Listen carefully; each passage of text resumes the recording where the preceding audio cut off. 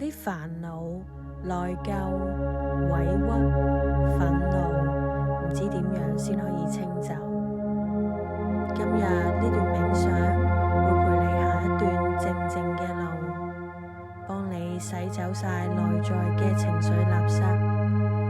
唔需要強迫正面，只需要老老實實咁俾自己安靜一次。大家準備好未？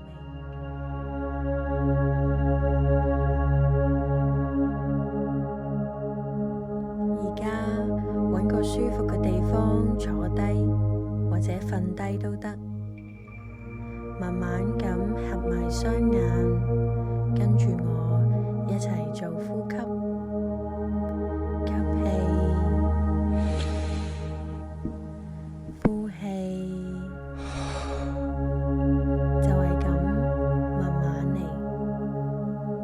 想象一下，你而家坐喺一條小溪旁邊，溪水好清，環境好靜，陽光照落嚟，水面都係閃閃發光嘅。你個心好似一盆揮水，入邊混住好多唔同嘅感覺，怒氣、冤屈、攰，冇人明，都冇問題。我哋唔逼自己放低，我哋只係俾呢一啲感覺慢慢咁流出嚟。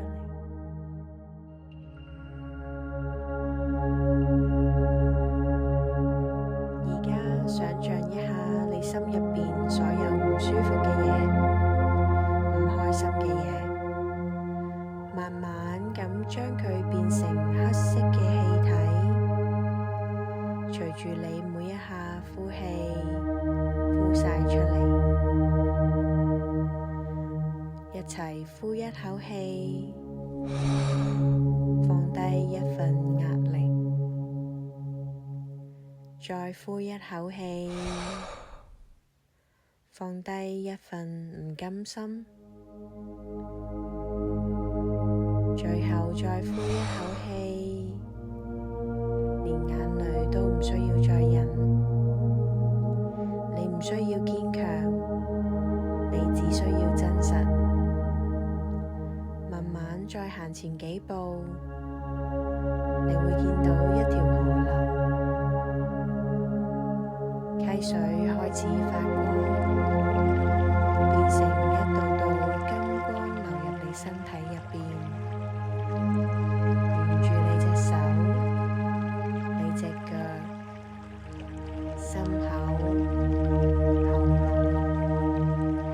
都喺呢啲地方喺度流動，將你身體入邊所有唔屬於你嘅情緒、言語、能量，慢慢咁沖走。一陣清新嘅感覺由內到外，淨化晒你成個人。